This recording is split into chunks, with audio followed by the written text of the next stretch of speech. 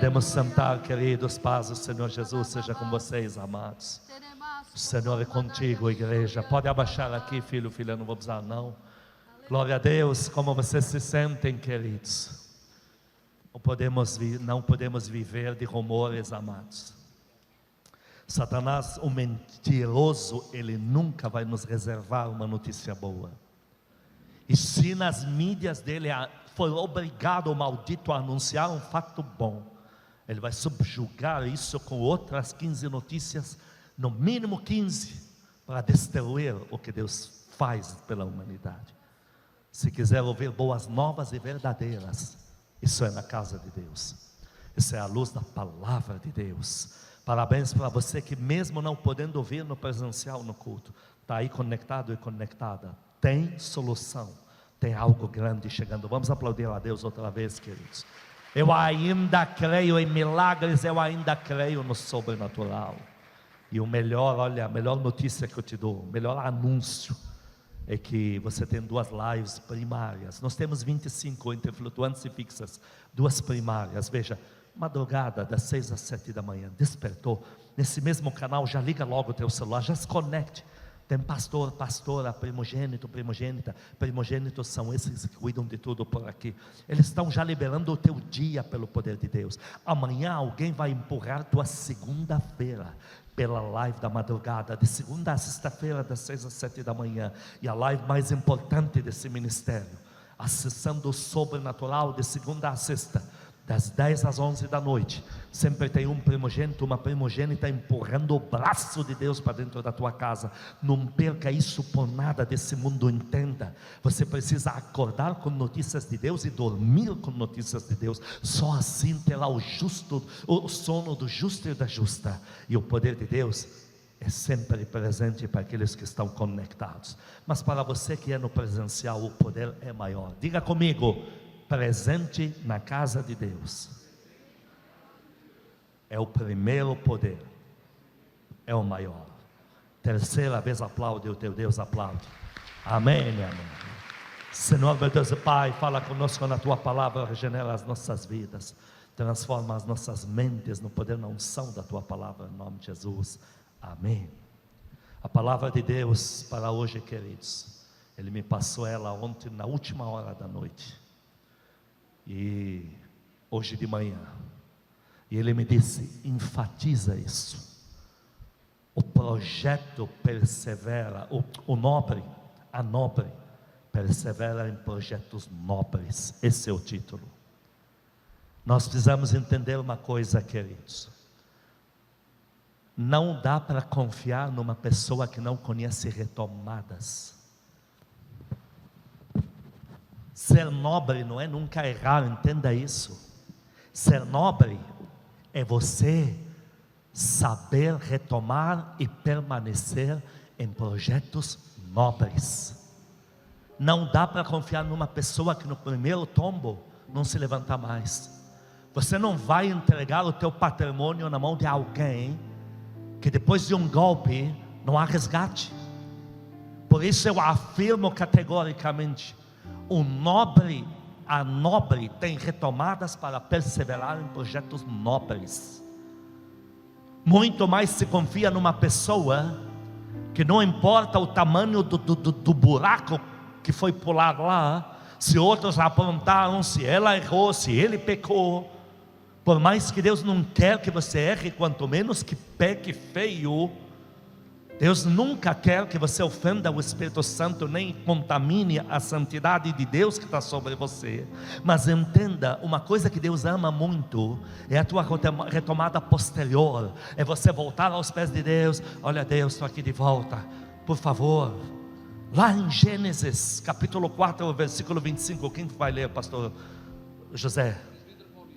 Vamos lá, Gênesis 4, 25. Amém. Gênesis 4, 25. Tornou Adão a coabitar com sua mulher, e ela deu à luz um filho, a quem pôs o nome de Sete, porque disse ela: Deus me concedeu outro descendente em lugar de Abel, que Caim matou. Olha que lindo. Esse casal errou feio, queridos. Por causa do erro voluntário deles, a morte entrou na vida deles. E o filho único que valia alguma coisa, que era Abel, foi ceifado da pior maneira possível pelo irmão. Mas apesar desse grave erro, que bom que eles tiveram uma atitude nobre. Eles novamente se aproximaram para ter uma nova chance, para ter o 7, não o número 7. O 7 da Bíblia, com Seth, com T no final, significa nova semente. Que bom que eles se abriram para ter uma nova semente. Que bom, porque se eles não fazem isso, a história ia se encerrar com um casal expulso do jardim do Éden, que aprontou feio, que perdeu o verdadeiro herdeiro Abel, e que foi o maior pregador da humanidade, da história. Por quê? Porque teve depois disso mais de 600 anos só para contar sua desgraça. Você acha isso um projeto de vida? Ah, mas pastor, olha o tamanho do erro que eles fizeram. Em Romanos 5,12 é enfático. Olha, o pecado e a morte entrou para eles e por eles para nós. Deus não ganha nada com você prostrado ou prostrada para o resto da tua vida no chão. Deus não ganha nada com isso. Deus enfatiza em Jeremias, em Ezequiel, que Ele não tem prazer em morte de alguém que vai parar no inferno. Ele não ganha nada com isso. Que bom que esse casal deu a volta por cima e se abriu para ter uma nova semente. E Deus, que é lindo, meu Deus do céu, em Retomadas, Ele fala que o justo pode cair até 7 vezes. Não que é para cair, mas ele até pode, ela pode. Mas ele diz, 7 vezes vai haver resgate. Dá glória a Deus por isso. Ah, pastor, sabe, quando eu queria abrir aquela loja, só eu sei as dívidas que lhe dei depois. Eu entendo, só você sabe mesmo. Eu já vivi o caos de uma falência, 2 nas costas. Eu vivi, eu entendo você, entendo mesmo na pele. Mas eu não podia encerrar a minha vida de não embarcar nunca mais num projeto debaixo da minha liderança. Você precisa entender que se Satanás deu um jeito de arrancar Abel, Deus vai dar muito maior que Abel. Vai te dar uma nova semente. É o que a Bíblia afirma em Isaías 32:8, que o nobre a nobre, e quando usa perseverar, leia isso. Isaías 32:8. Mas o nobre projeta coisas nobres, e na sua nobreza perseverará. Leia de novo. Mas o nobre projeta coisas nobres, e na sua nobreza perseverará. Entenda uma coisa, ser nobre não é falar coisas muito bonitas, não é ter ideias revolucionárias. Isso aí vai em bar de cachaceiro, é o que você mais ouve. Lá você ouve o cara que tinha potencial para mudar o destino da nação e está entalado na cachaça, já perdeu todos os dentes. E isso não torna ele nobre, contando projetos que você até pode adquirir para a tua vida. A palavra é muito clara, querido. Ser nobre, um nobre é adquirir com Deus uma visão grande, crer em coisas grandes, mas perseverar. Ser nobre não é chegar na igreja e falar, olha, eu creio, Deus vai fazer, e a gente ficar boquiaberto com você, e uma semana depois você já não acredita em mais nada. Isso não é ser nobre. Ser nobre não é falar de coisas muito grandes e nunca errar nenhuma vez até que se cumpram, porque se Deus for contar só com esses, Ele não vai usar mais ninguém, porque o único tipo de pessoas que Ele pode usar são os que falham mesmo, não tem outra classe de ser humano. Ser nobre é crer em Deus. Quantos creem em Deus? Levante a mão. Você já começou no maior passo da nobreza, já é o primeiro. 2, chamar à existência coisas grandes. Quando Deus fala, clama a mim e te respondo, Ele não está brincando. Quantos diriam, eu vou pedir para Deus coisas grandes? Levante a tua mão. Segundo embarque para a nobreza é o segundo. É chamar à existência. E o terceiro, quantos pretendem retomar projetos nobres? Levante a tua mão agora. Agora você é uma nobre, pela tua vida aplaude a Deus. É o que a palavra de Deus produz na gente. É o que a palavra de Deus faz. A gente vem de casa em frangalhos, porque Adão e Eva estavam em frangalhos, porque acima da sua derrota de ter sido expulsos, agora eles lidam com a tumba fria, uma coisa que eles nunca imaginaram existir. Eles estão vendo o primeiro ser humano sem fôlego na frente deles.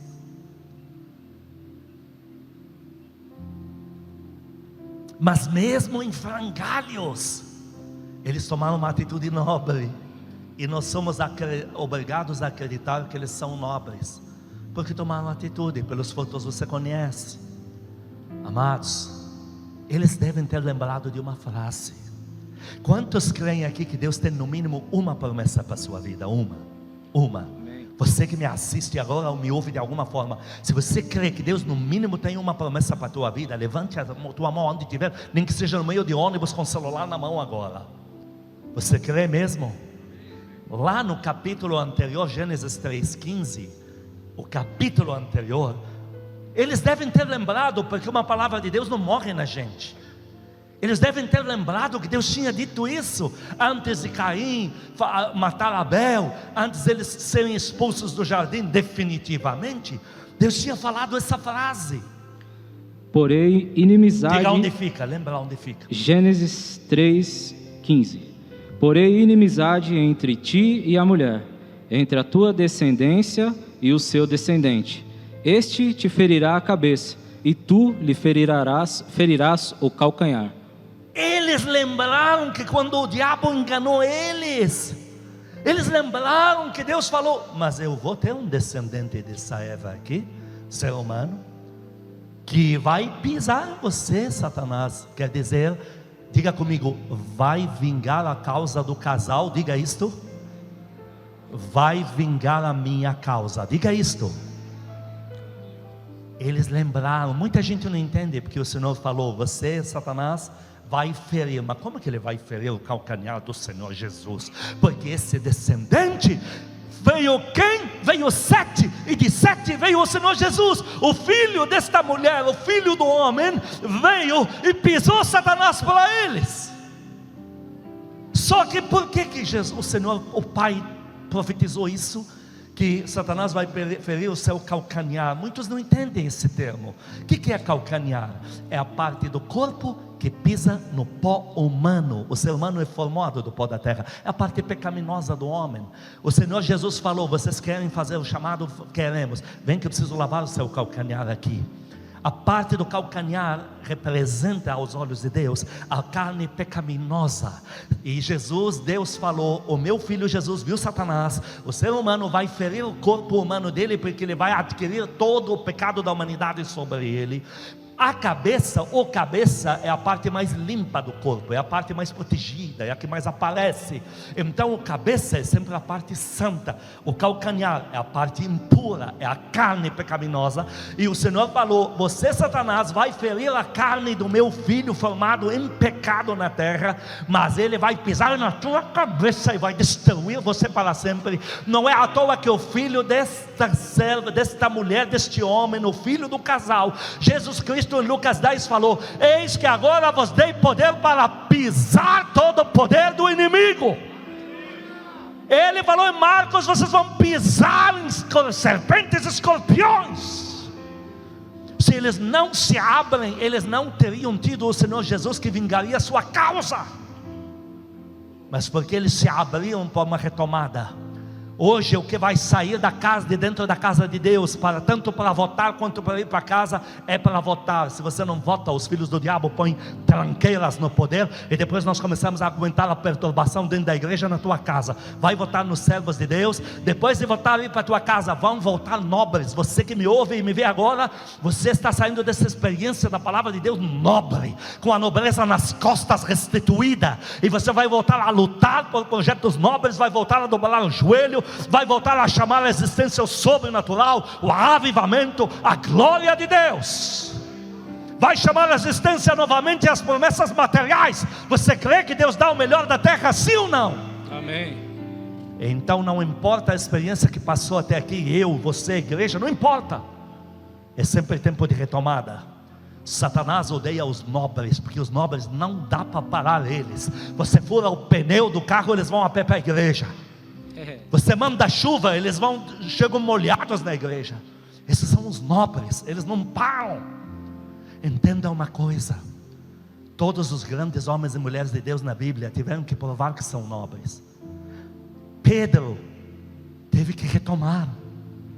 Pedro cometeu o maior pecado da existência humana, a que mais é dado, mais é cobrado. Pedro é que mais recebeu na terra, andou com o Senhor Jesus 3 anos sem segredo algum.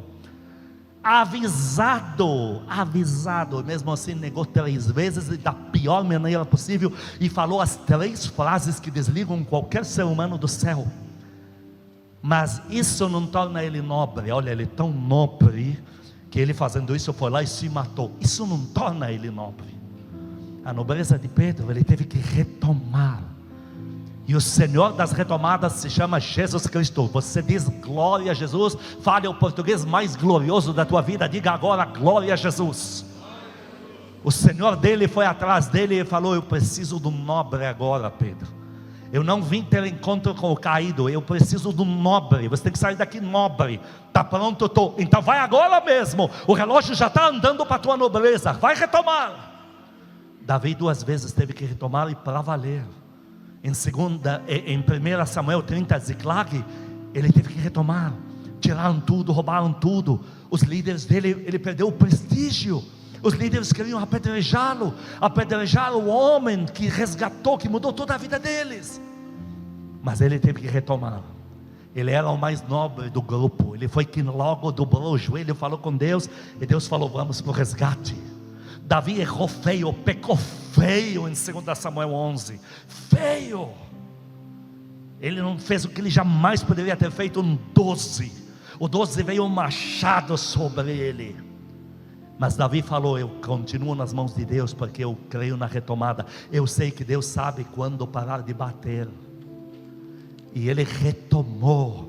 E Davi não morreu na lama, porque ele era nobre. Ele não morreu na lama, ele morreu como pai de Jesus Cristo. Da retomada dele se chama, em Mateus 1, Jesus, filho de Davi, filho de Abraão. Queridos, em Ageu capítulo 2, Deus fala de uma retomada, de uma glória maior. Está lá em Ageu 2, vamos ler o versículo 3, 8 e 9.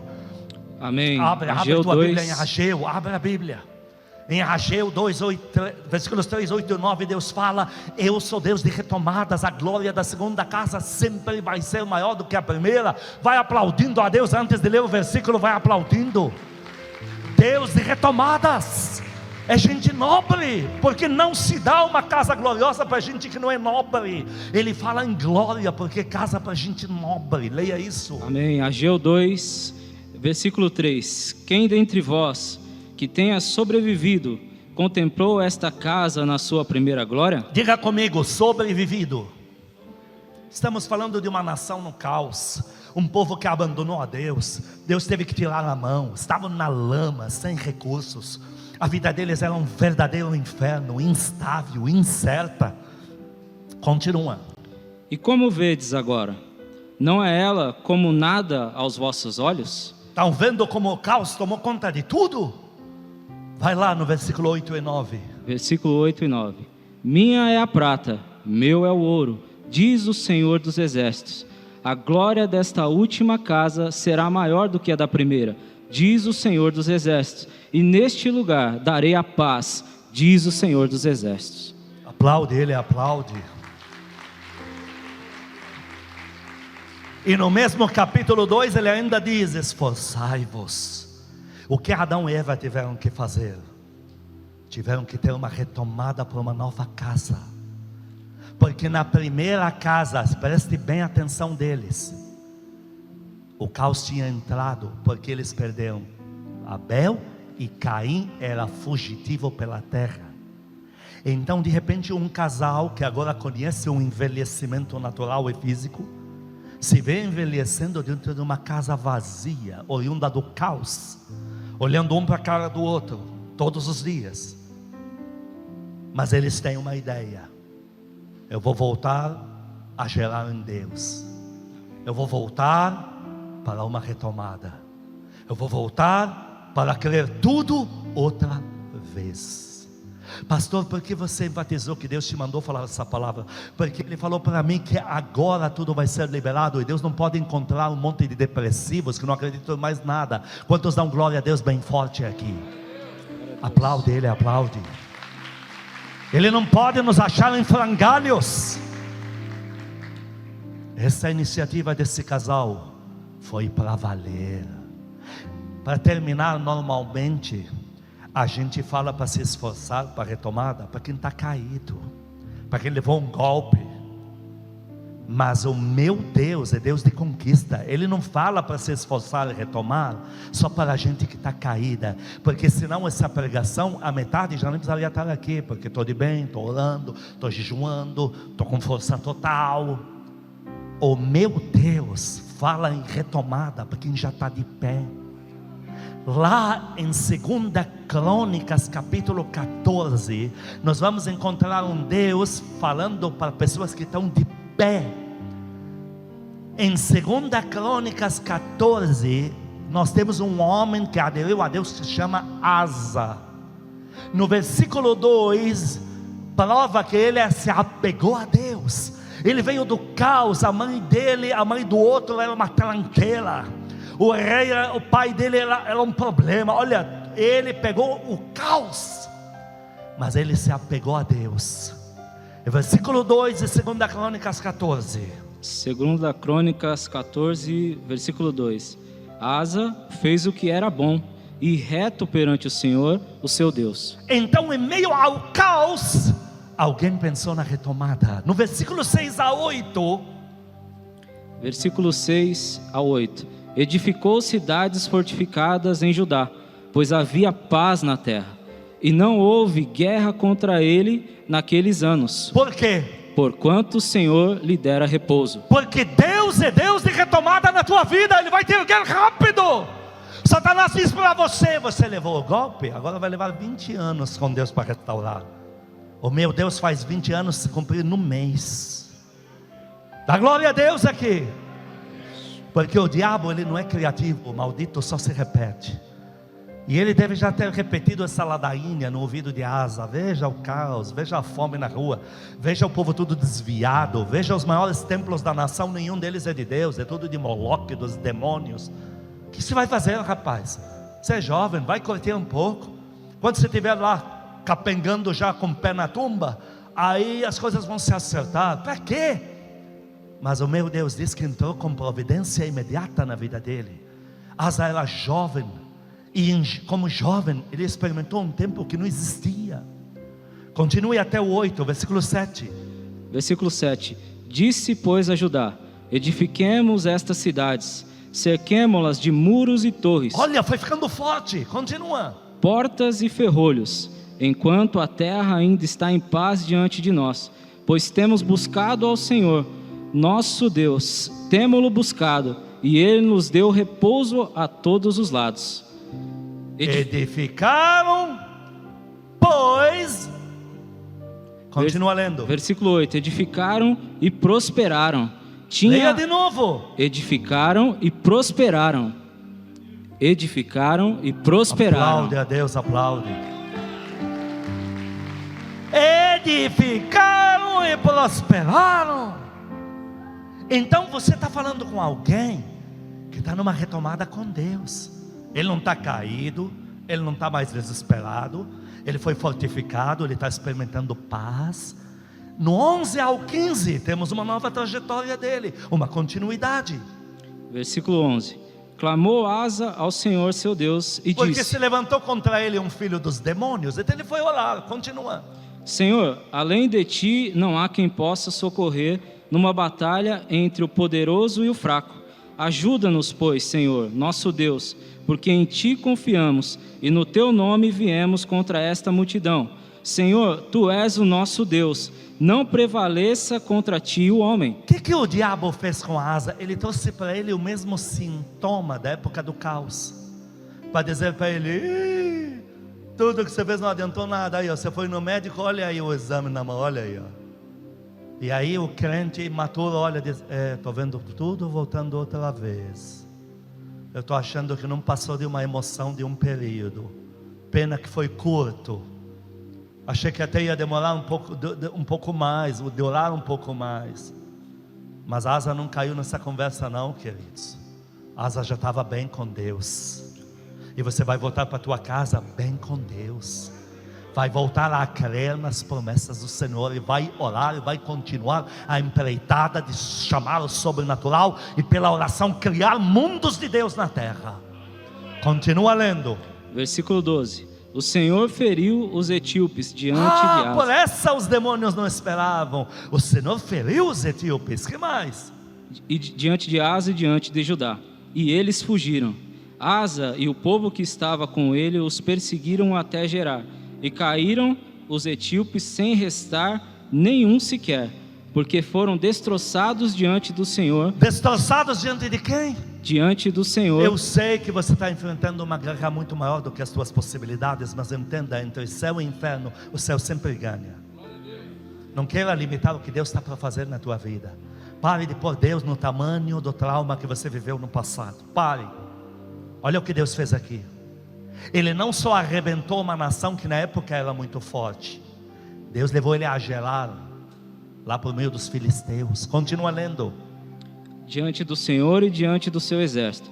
E levaram dali muito grande despojo. Olha, ficaram riquíssimos. Continua. Feriram todas as cidades ao redor de Gerar, porque o terror do Senhor as havia invadido. Está vendo? Você crê na retomada? Deus crê muito mais. Deus é teu incentivador. Continua. E saquearam todas as cidades, porque havia nelas muita presa. Olha o 15. Versículo 15. Também feriram as tendas dos donos do gado. Levaram... Esse cara era chefe de máfia, mapeava o deserto para assaltar pessoas. E eles até ali chegaram, que não tinha nada a ver com a história, invadiram esse safado, acabaram com a raça dele, pegaram tudo também de volta. Continua. Levaram ovelhas em abundância e camelos e voltaram para Jerusalém. Eu te pergunto, acabou ou não acabou o capítulo aqui? Sim ou não? Sim ou não? Porém, no entanto, oh meu Deus, não diz esforçai-vos, retomada só para quem está caído. Ele diz, Asa, você está muito nobre. Continue perseverando em projetos nobres. Olha o próximo capítulo, versículo 1. O 15:1. Leia o 15:1, o próximo. 2 Crônicas 15, versículo 1. Veio o Espírito de Deus sobre Azarias, filho de Obed. Profetizou. E o que falou? Última referência, versículo 7. O que ele disse? Versículo 7. Mas sede fortes e não desfaleçam as vossas mãos. Olha Deus lhe incentivando quem já está de pé. Da glória a Deus bem forte aqui. Glória a Deus. Deus falando, eu estou orgulhoso de você. Não para, conquiste. Ore, eu mudei tua vida, vou mudar muito mais. Ao que tem mais se dará. Vai indo, persevera em projetos nobres. Leia de novo o 7, terminamos aqui. Mas sede fortes e não desfaleçam as vossas mãos. Por quê? Porque a vossa obra terá recompensa. Terá recompensa. Tenho muito mais para te dar do que já te dei até agora. Tenho mais poder, mais dons para liberar na tua vida, mais recursos materiais, filhos. O que é que você quer? Eu tenho para te dar muito mais. Quantos fecham um pacto com Deus hoje? Retomada. Amém. Perseverar em projetos nobres. Levante a tua mão. Glória a Deus. Deus viu, os anjos anotaram teu nome na tua casa aí. Você anotou? Agora eu vou fazer a última pergunta, e essa é a mais importante de todas. O projeto mais nobre da história desta igreja, quando 5 anos atrás ninguém falava no tema, Deus mandou a gente dizer do avivamento, e glória a Deus, hoje a notícia propagou. Hoje elas se repetem-se frases que nós dissemos da parte de Deus em muitas igrejas e ministérios, e glória a Deus por isso, fomos porta-voz. Só que me entenda, o projeto mais nobre da existência da Casa Firme, escute bem isso. Casa Firme é uma igreja da última hora. Ela nasceu poucos anos atrás, comparando-se com 2020 e poucos anos pós-Cristo. É uma igreja que nasceu com um propósito. Desde o fundamento até o telhado é avivamento. Por que fundamento? Porque onde a gente ora, fala com Deus, você não vê, nas bases. As bases da casa firme é Deus, quer o poder, quer mais poder, quer ver o invisível, sobrenatural. Telhado é o que se prega pelo microfone, pela internet e pelas redes sociais para todos. Ela é avivamento. Ela foi levantada para trazer avivamento no mundo inteiro. Não é única, não é a melhor que Deus tem, mas faz parte das que vão revolucionar o globo terrestre com avivamento. E quantos dariam glória a Deus aqui?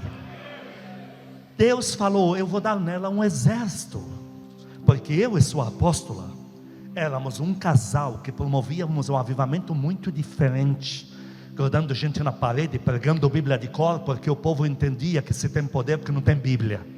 E nós chegávamos com Bíblia, com santidade, com muitos sinais, com loucuras de Deus.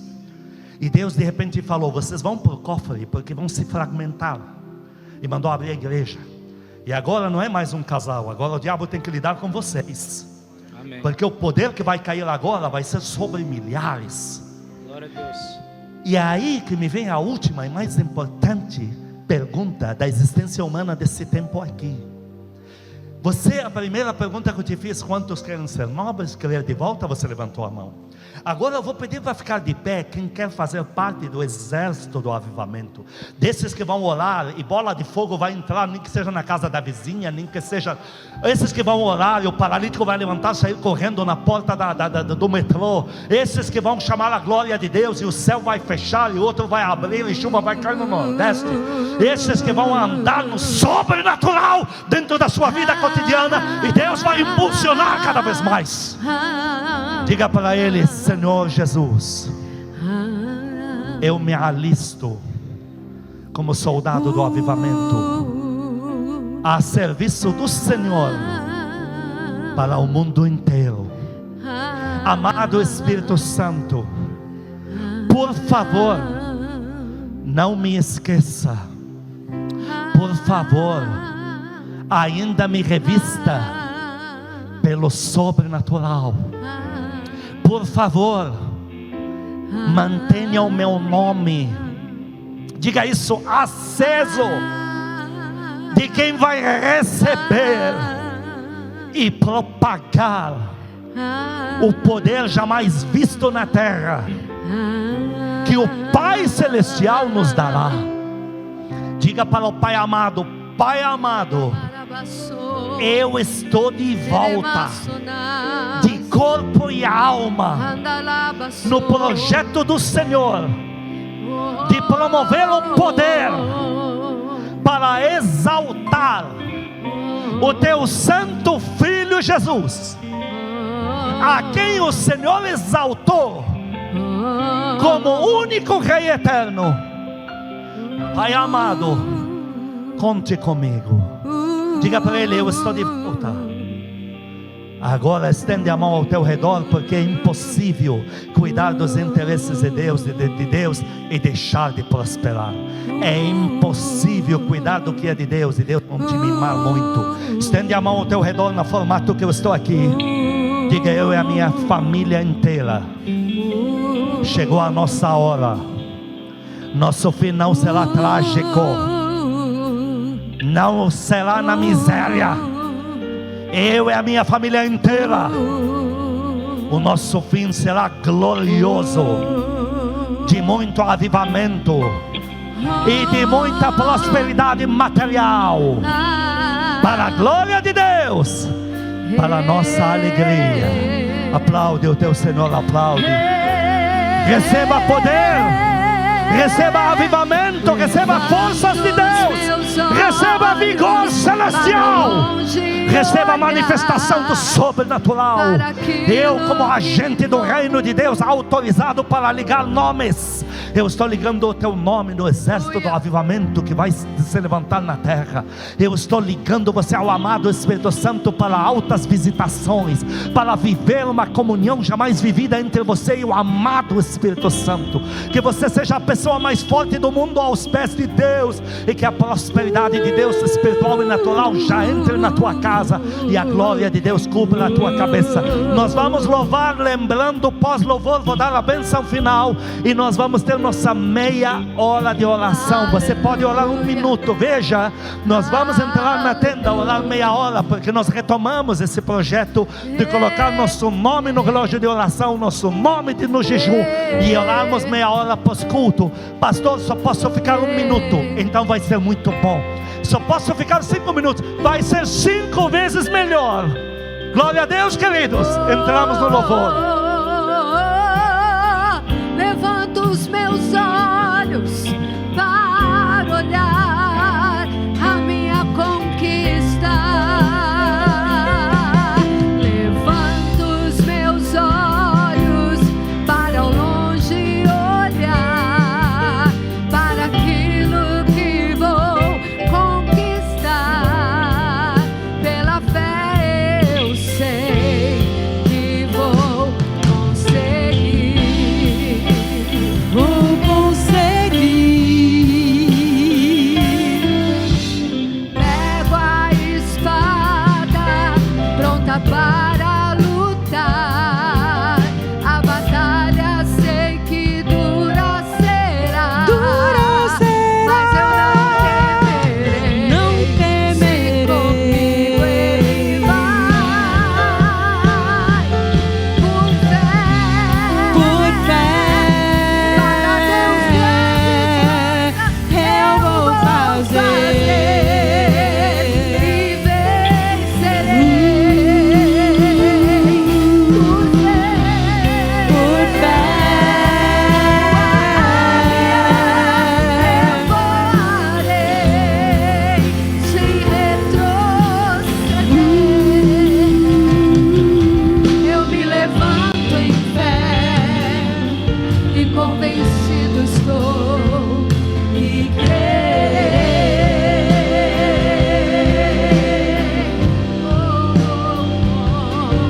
Eu me Queridos, levanto em fé. antes de dar a e bênção convencido final, estou que eu gostaria de repetir algo que eu disse, para já ficar gravado.